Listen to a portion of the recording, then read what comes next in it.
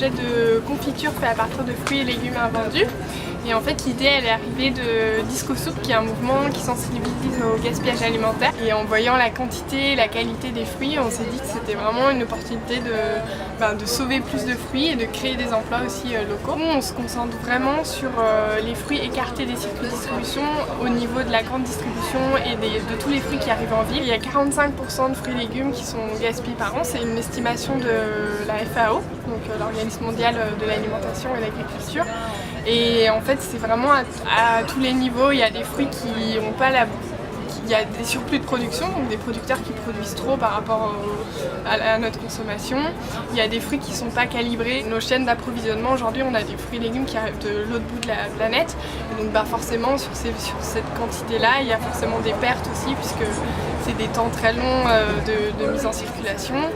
Et après, il y a aussi du gaspillage au niveau des consommateurs. Et nous, tous, on ne se rend plus forcément compte de ce qu'on achète, on a le frigo rempli, on oublie ce qu'il y a au fond du frigo et puis c'est aussi gaspillé. Donc à toutes les étapes en fait il y a de la perte. On se rend plus compte que une tomate à 90 centimes le kilo, elle n'est pas produite de la même façon qu'une tomate à 3 € et du coup quand on est en face du rayon, forcément on va choisir la tomate la moins chère. Mais en fait ça a des coûts et des répercussions qu'on n'imagine même plus. Depuis 2015 on a sauvé 8 tonnes de fruits qui allaient être jetés. On a vendu 18 000 confitures à peu près déjà, donc voilà, ça fait 18 000 petits déjeuners rebelles. C'est pas forcément bio, on collecte du bio mais ça doit être 10-20% de ce qu'on collecte. C'est pas évident d'arriver à expliquer tout ce que le consommateur a envie d'avoir comme info, mais on essaye.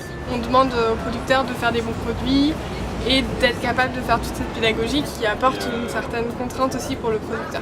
C'est principalement à la fois des impacts sur l'environnement, puisque c'est des fruits qui de toute façon ont été produits, ont déjà eu une empreinte à la fois en termes d'utilisation d'eau, d'utilisation de CO2, et puis il y a aussi l'impact social, puisqu'on est une entreprise, future entreprise d'insertion, chantier d'insertion.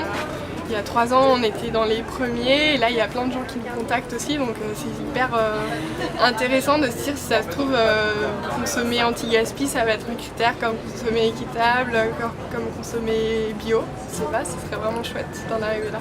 Pour l'instant, on est plutôt entre professionnels pour réfléchir, mais c'est vrai que ce serait intéressant d'avoir des infos d'autres, de construire un peu ces attentes aussi avec des consommateurs. Après nous-mêmes, on est consommateurs. Donc.